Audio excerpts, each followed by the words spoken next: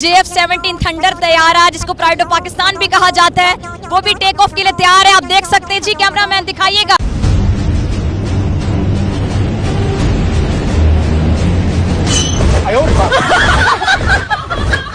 मेरे तो एल लग गए।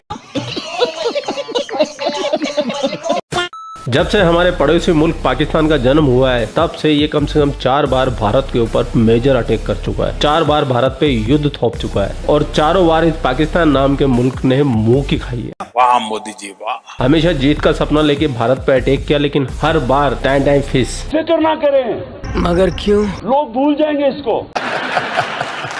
और सबसे कमाल की बात तो ये है कि अपनी हार को स्वीकारते नहीं है, बल्कि ये कहते हैं हम जीत गए थे, हम जीते थे। हमारे पास था जज्बा ईमानी, उस जज्बा ईमानी की वजह से जो टैंक छोड़कर वो भाग गए थे, वो टैंक आज हमारी कस्टडी में, पाकिस्तान की कस्टडी में। नहीं चलेगा कि ये सब कुछ प्लान पाकिस्तान ने किया था और जानबूझ के ये करवाया गया था। और यही गलतफहमी एक पाकिस्तानी पत्रकार है फिजा खलीफा, उसने पाली हुई है। पाकिस्तान ने भारत को धूल चटा दी, पाकिस्तान ने भारत को शिकस्त से दो चार किया। मैं श्योर हूँ इस बात पे, मुझे श्योर है कि पाकिस्तान जीता। नहीं चलेगा। अल्हम्दुलिल्लाह हम पाकिस्तान इंडिया से 1965 में जीते थे। पाकिस्तान में आज भी जंग आपस में लड़ी जा रही है।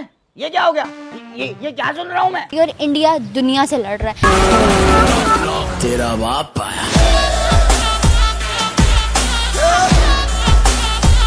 और पाकिस्तान तो पूरी दुनिया के अंदर झूठ बोलने में माहिर है, इनकी तो कोई मिसाल ही नहीं है। पूरी दुनिया के अंदर कोई ऐसा शख्स हो जो इनके बराबर का झूठ बोल सके, कतई नहीं है भैया, कतई नहीं है। 1965 की जो जंग थी, अफवाज पाकिस्तान ने वो बड़ी खुश इखलाकी से और जुर्तमंदाना अंदाज से जीती। इनका कोई सानी नहीं है झूठ बोलने में। क्या था, पाकिस्तान ने हिंदुस्तान को उकसाया था। नहीं, मैं इस बात को नहीं मानती कि पाकिस्तान ने उकसाया हो। 1965 की वार को लेकर पाकिस्तानी पत्रकार फिजा खलीफा ने करे बड़े बड़े दावे, ऊंचे ऊंचे दावे, और आज वो पहुंच भी गई है एयरपोर्ट के अंदर। अच्छा, आज हम मौजूद हैं पाकिस्तान एयरफोर्स की एक ऑपरेशनल बेस पर। लेकिन फिजा खलीफा का मुंह काला करेंगे हमारे खान सर, जो फिजा खलीफा को बताएंगे सच क्या है और झूठ क्या है। आतंकवादियों को माफ करना या ना करना ये ऊपर वाले का काम, लेकिन आतंकवादियों को ऊपर वाले तक पहुंचा देना ये इंडियन आर्मी का काम।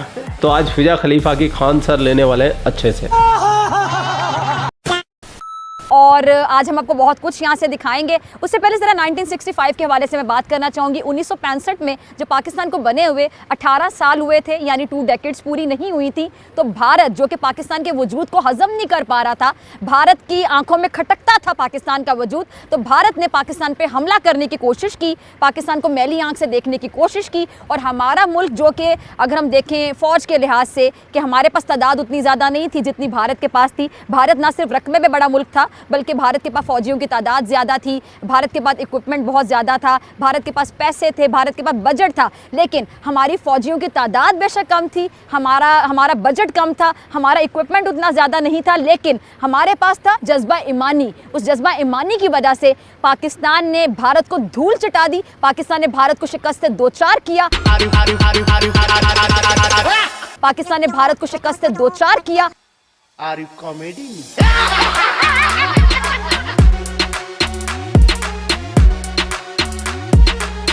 पाकिस्तान ने 1965 में जिस तरह महारत का मुजाहरा किया, स्किल्स दिखाए हमारे पायलट्स ने, उस पर आज तक लोग हैरान हैं कि किसी मुल्क को बने हुए अगर 2 दहाइयाँ भी नहीं हुई और वहाँ पर इक्विपमेंट भी इतना ज़्यादा नहीं था, उनके पास पैसा भी इतना ज़्यादा नहीं था, बजट भी इतना ज़्यादा नहीं था, फ़ौजियों की तादाद भी इतना ज़्यादा नहीं थी, लेकिन ये स्किल्स कहाँ से आई, महारत कहाँ से, जज्बा कहाँ से आया? तो मुझे लगता है जज्बा कहाँ से आया, क्योंकि पाकिस्तान का वजूद अमल में आया था इस्लाम के नाम पर, और जो इस्लाम के नाम पे मुल्क बना है, वहाँ पे हमारे जो जितने भी एयरफोर्स के जितने भी हमारे पायलट्स हैं जिन्होंने 1965 की जंग में भारत को धूल चटाई, शिकस्त से दो चार किया, ये जो जज्बा ईमानी है, ये ईमान का जज्बा है और बतौर मुसलमान हमारा यकीन है। लेकिन वो कहते हैं हम लाहौर तक आ गए थे, 2 दफ़ा लाहौर तक आए। ये तो हमारी भी तारीख़ या हमारे जो उनसे बड़े हैं, जो हमारे मीडिया है, वो भी हमें यही बताता है कि वो 2 दफ़ा लाहौर में आके नाश्ता कर रहे थे।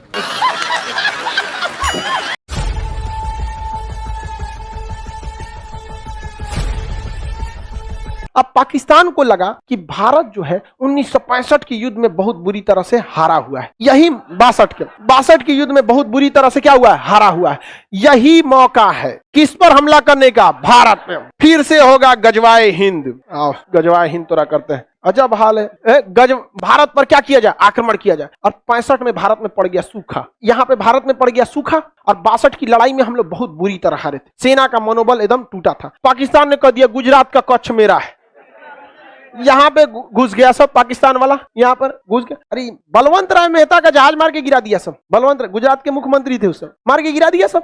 ये बहुत बवाल हुआ यहाँ पर। लेकिन कच्छ का रण खाली एरिया है, इसमें वो घुसे सब, भारतीय सेना बिछा दिया, उन लोग मर गए, पूरा साफ दूर दूर तक दिखाई दे रहा था। धर धर मार के भारतीय सेना बिछा दिया सब यहाँ कच्छ के रण में 1965 की लड़ाई में। अब पाकिस्तानी जो होते हैं सब, याद रखिए बाबू, पाकिस्तानी किसी भी लड़ाई में मजहब को जरूर घुसाएगा। कश्मीर में घुस गए सब पाकिस्तानी, और कश्मीर में घुसकर भारतीय सेना को मारते थे, आगजनी करते थे, बवाल मचाते थे। ये दिखाना चाहते थे कि कश्मीर की जनता भारत में नहीं रहना चाहती है, और इस वजह से पाकिस्तान भारत पर क्या करना चाह रहा है, युद्ध करना चाह रहा है। उसने ऑपरेशन जिब्राल्टर चालू किया। क्या चालू किया? Operation Gibraltar. ऑपरेशन जिब्राल्टर के तहत उसने क्या किया कि कश्मीर को सोचा कि काट दे बाकी के हिस्से में, और बहुत ही बड़ी संख्या में सैनिक भारत में घुस गए। और हमारे सामने समस्या ये थी कि अभी 62 का युद्ध खत्म भी नहीं, मतलब अच्छे से खत्म नहीं हुआ। जवाहरलाल नेहरू का टेंशन से मौत हो गई। जवाहरलाल नेहरू के मृत्यु का कारण भारत पाक युद्ध था, भारत चीन युद्ध, सब जिम्मेदार यही थे। तो दूसरे कौन बोली सुनेगा? ढेर होशियार बनेंगे, गुट निरपेक्ष रहेंगे, एयरफोर्स का यूज ना करेंगे, 20 साल जरूरत है तो 20 साल बोलेंगे। समझ में आया कि नहीं आ गया? भाई जब उसने कश्मीर पर आपके रेडी नहीं हुआ, कश्मीर पर जब रेडी नहीं हुआ तो तिब्बत पे क्या रेडी हो गए? नहीं समझे? आपको भी कहना चाहिए कि हम उसमें अध्ययन करने के बाद हम देखेंगे। यहाँ पर पाक, यहाँ पर कश्मीर, लाल बहादुर शास्त्री उस समय भारत के क्या थे? प्रधानमंत्री।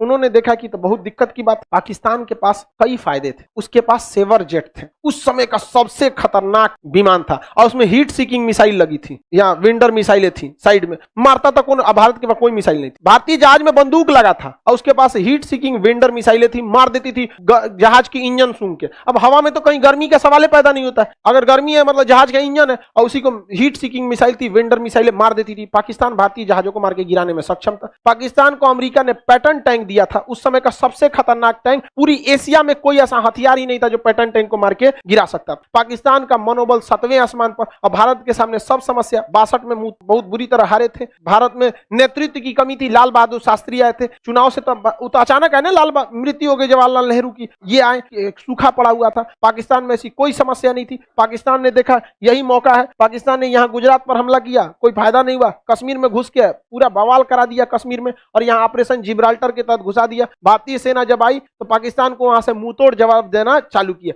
और यहाँ पर 21 दिन में जो ऑपरेशन जिब्राल्टर का जो हेड ऑफिस था 21 दिन में उड़ा दिया 21 दिन में उड़ा दिया यहाँ पे। और वहाँ ऑपरेशन जिब्राल्टर की इनकी हवा निकल गई, पाकिस्तानी सैनिक भागने लगे थे यहाँ से। तो यहाँ हमारी थल सेना ने बहुत ही बहादुरी का परिचय दिया, लेकिन यहाँ पर उसकी एयरफोर्स भारी पड़ गई। एयरफोर्स के जहाज जो थे उसके, उसमें ना मिसाइलें लगी थी, और मिसाइल खुद ढूंढ के मार देती है। अब बंदूक में क्या है, मशीन गन लगा है, जहाज को टेढ़ा करना पड़ेगा, इससे करके मारना बहुत मुश्किल हो जाता है। और उसकी दुनिया की सबसे खतरनाक जहाज एस-4 नहीं था सर उस समय, तो अभी भी नहीं आया है, रेडी नहीं हुआ, अभी आ रहा है। क्या बात करते हो? उस समय टेक्नोलॉजी भी नहीं थी, एस-4 तो दुनिया में कहीं नहीं था। तो उसके बाद वेंडर मिसाइलें थी, मार देती थी, धाए से कोई जहाजे नहीं उड़ता था उसके आगे, डर के मारे। हमारे पास सबसे घटिया जहाज उस समय का नॉट विमान था, नॉट विमान था। उसके पास Sabre jet, starfighter, Sabre jet, उस समय का सबसे उन्नत जहाज, और उसमें हीट सीकिंग मिसाइल, वेंडर मिसाइलें लगी थी। हमारी जहाज मार के गिरा दिया, उड़ने नहीं दिया। हद तो तब हो गया श्रीनगर एयरबेस पे आके बम मार के चल गए, तब क्या किया जाएगा? तो भारतीय सैनिक भी कहां जुगाड़ लगाया सब। इसने कहा एक काम करते हैं, पाकिस्तान के जो सेवर विमान है इनको हम लोग चकमा देते हैं। इन्होंने क्या किया, अपने नाट विमानों को बहुत ही हाइट पर उड़ाया, बहुत ही हाइट पर उड़ाया। किसको? नाट विमानों को, ताकि ये रडार के पकड़ में आ जाए। इन घोंचुओं को समझ में नहीं आया, नाट विमान किसके पकड़ में आ गया? रडार में।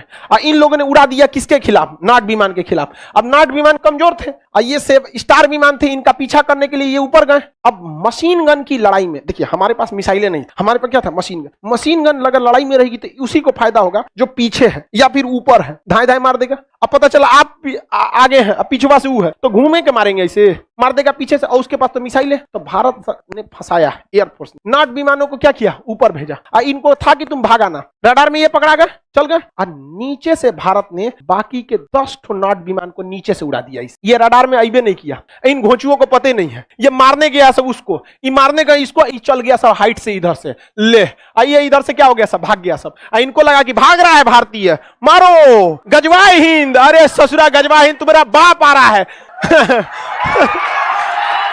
भारतीय सेना, वायुसेना के नाट विमानों ने उस समय के सेवर जेट विमानों को इस तरह से मारा कि पाकिस्तानी एयरफोर्स ने कहा कि सेवर जेट विमान अब उड़ान नहीं भरेंगे। लो समझे तो नहीं, इसे कहते हैं खौफ क्या होता है यहाँ पर, और ये हमेशा से होता रहा है। अमेरिका में कमेटी बैठाई गई कि नाट विमान कैसे मार दिया रे उसको, स्टार विमान, नाट विमान, यही होते रहेगा। अब समस्या समझिए, उस चोटों के पास बहुत दुविधा थी, अगर वो इसके खिलाफ उड़ान नहीं भरेगा तो ऑलरेडी ये हाइट पे है, मार देगा, और उड़ान भर रहा है तो ये घेर के मारेगा, जाओगे कहां सबसे तो नहीं, दोनों हाथ में, आगे खाई पीछे कुआं, मरोगे यहाँ पे। एयरफोर्स उसकी चौपट हो गई, और इतना बेहतर, शुरुआत में हमारी एयरफोर्स चौपट हुई थी, इसलिए हमेशा याद रखिएगा हथियार मायने नहीं रखता है, चला कौन रहा है ये मायने रखता है। आज भी दुनिया, आज भी सबसे विश्वसनीय जहाज दुनिया में सबसे ज्यादा लड़ाई लड़ा है F-16 जहाज, ये अब बहुत मॉडर्न जहाज है, अमेरिका का ही दिया है। और सेवर जेट भी किसका दिया था, अमेरिका का ही।